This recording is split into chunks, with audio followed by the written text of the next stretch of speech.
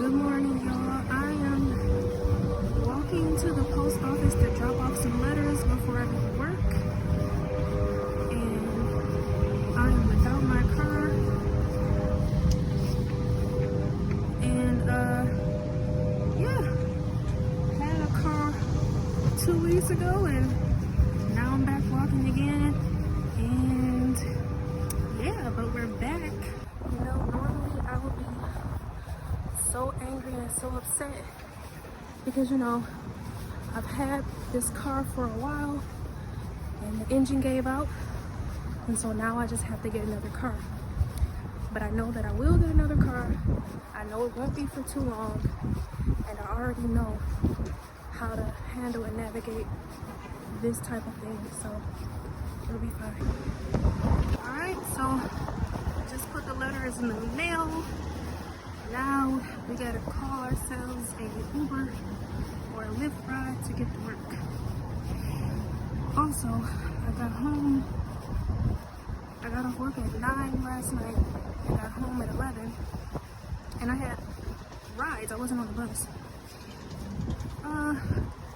Cause this Uber driver marked me as picked up and never picked me up. And it took forever for me to get a ride, so.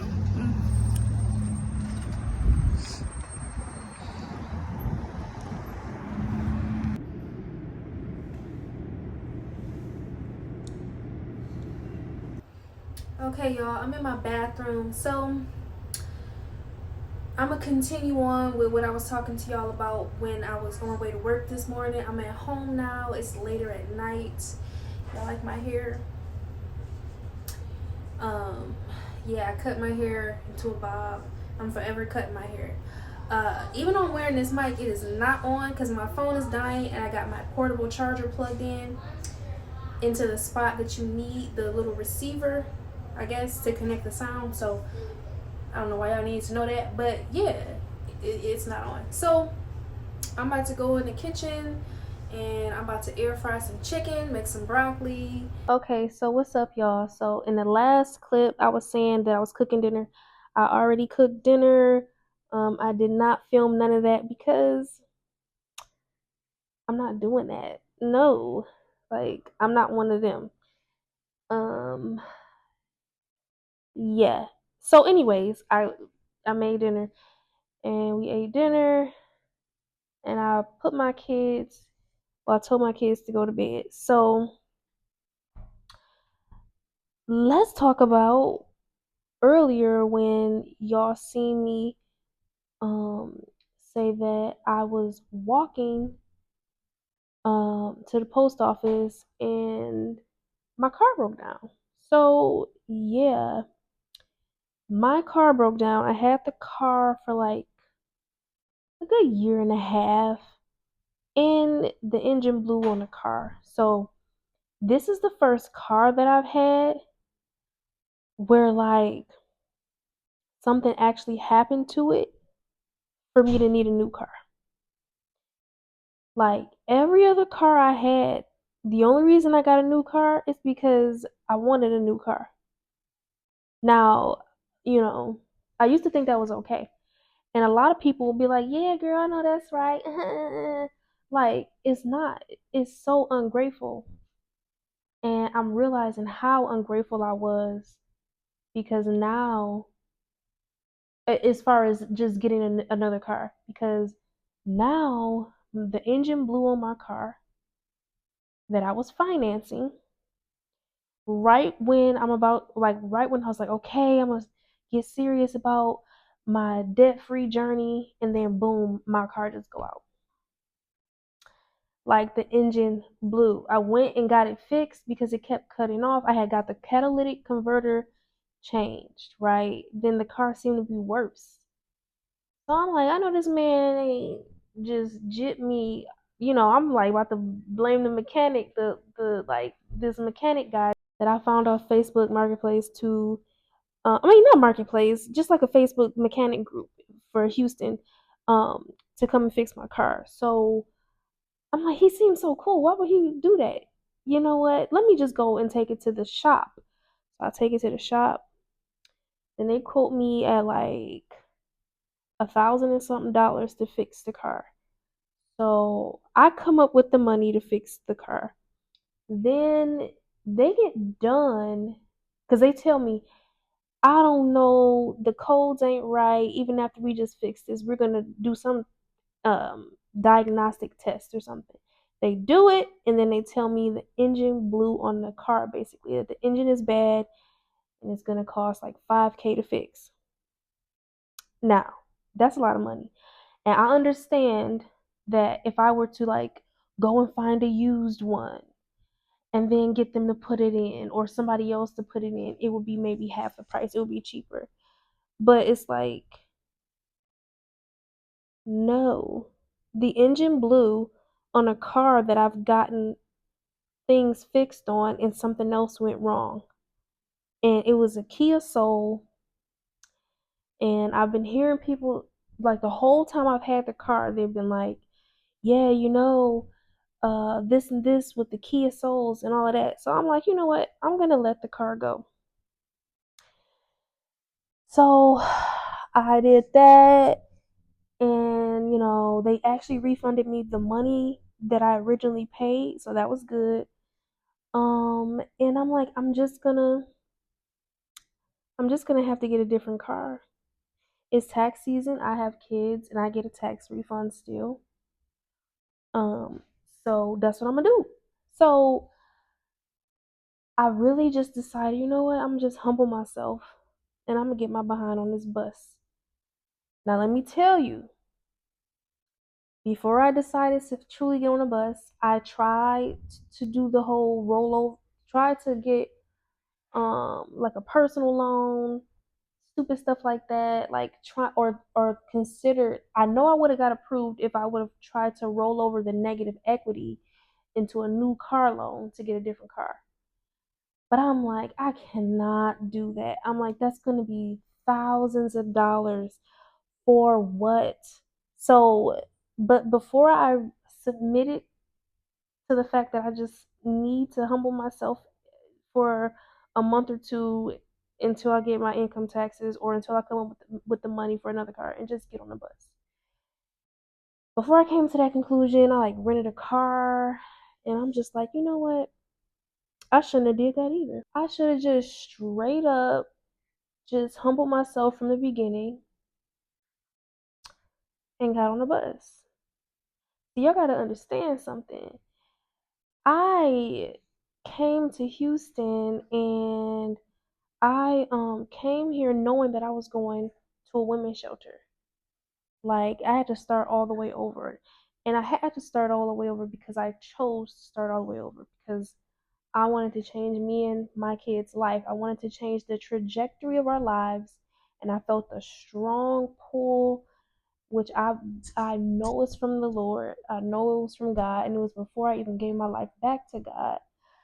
I was like, I have to do something different. And you know what? I'm going to have to pull away from my family structure because I don't want my kids to be raised in the environment that I was raised in.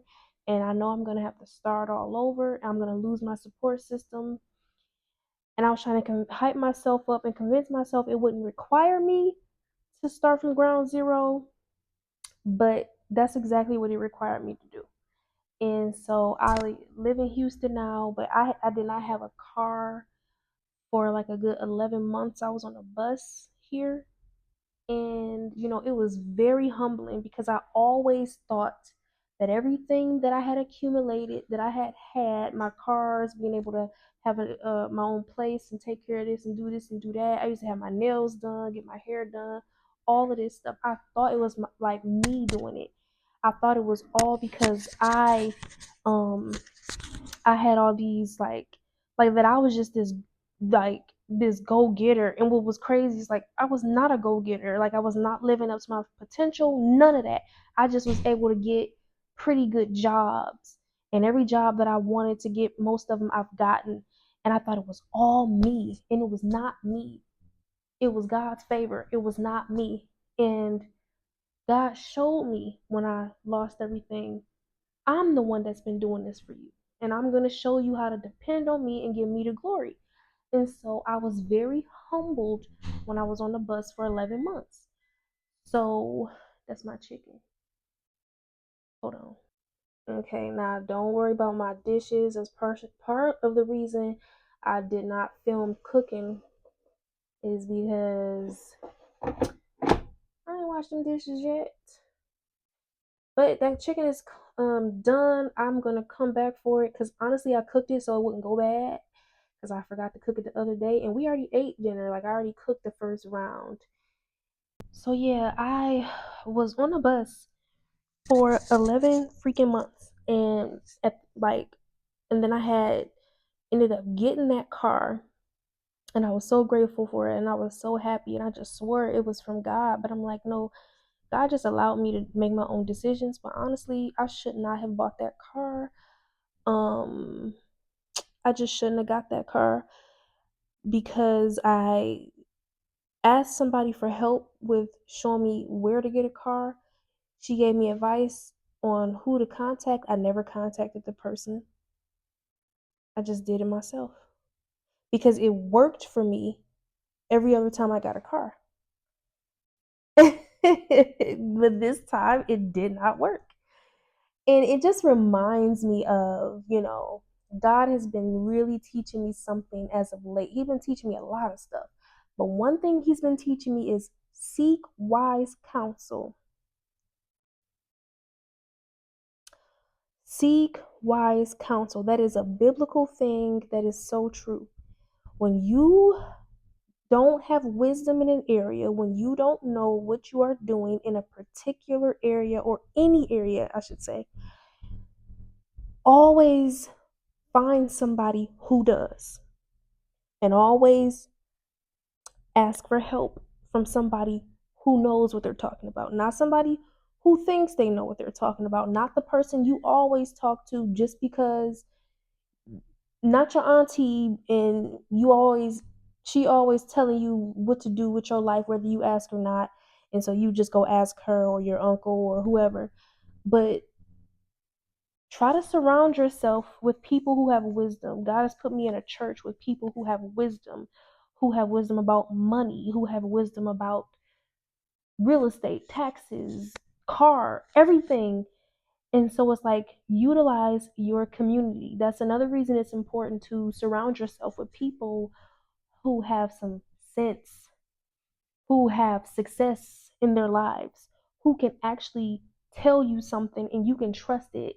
It's not their arrogance talking, it's not their pride talking, it's not them liking to hear themselves speak or, ooh, she don't know what she's talking about in this area. So I feel smart now when I'm talking to her because she don't know what she's talking about in this area. Whole time they don't know what they talking about.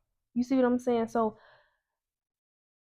if God puts somebody in position to help you, take the advice. So anyway, that's a sidebar. So I didn't take the advice. So I bought a car and and it had little problems from the beginning, but it lasted for a year and a half. And it went out. So I'm back on the bus. And I think I'm gonna film myself being on there because I just want to show my real life. Like y'all can go back and look at my other videos. I'm not gonna delete them. I had like the videos, the content or what I was talking about, the subject matter was good stuff, but a lot of it I was trying to curate. It was curated. It was like from the perspective of my ideal self instead of my real self, and I just, I want to be myself online. And this is why I've struggled so much with being consistent online and everything. Besides my lack of discipline and stuff, is because I've always tried to be what I think other people would want me to be or what other people would want to see from me instead of just being who I am. And it took me a while to get there. It took prayer. It really took two my New Year's Eve service. Oh my gosh, like if I remember, I'm going to post a little clip of that New Year's Eve service from my church from New Year's Eve of 2024. we had a prophet come and he prayed. He had us all on stage. He was like, anybody who's been trying to get something off of them, whatever it is, and he like listed off a few things, but he just said, this is your chance to get delivered and healed from it. Because I've always struggled with my identity as far as believing that who I am when I'm just being myself is enough, is good enough, is not a burden or too much to handle. And I swear, God was already working on me before that, but I swear after that, I've been having such an easier time just being myself. Not only being able to tell myself, you need to relax, you need to be yourself. It doesn't matter what they think. But then when I actually tell myself that, I believe it and I do it. That's a whole nother video. Anyway, so I'm back. The vibes now are gonna just be consistency and myself, what I've experienced, what I'm going through, what I've learned, my journey period. Is I just want to showcase my life as I walk towards the purpose for my life, the purpose for which God has brought me here on earth. And believe it or not, I know what it is now, and I'm going after it. And I'm just gonna show my life as I get there. Yeah, I've been experiencing a lot of change lately, and um, just a lot more confidence lately, and I'm really going through a lot of things, different things at once right now, but I'm just so determined not to react the way that I used to, that I think I'm finally going to succeed in my life. And I'm going to make sure that I document it, and I'm going to make sure that I inspire other women to do the same thing, because women, we are living in our purpose. It's time to um just go after what God has for you. It's time to go after what God has for you. And so that's what I'm here to do. I'm just here to inspire women to be who God has called them to be, to step out of the trauma, like trauma, insecurity. It's a distraction. One of the biggest distractions that the enemy uses against human beings is the distraction of powerlessness. So that's actually what I'm gonna film next. So go check that out. It was good seeing y'all. Go right to the other video. It'll be up tomorrow. Watch it.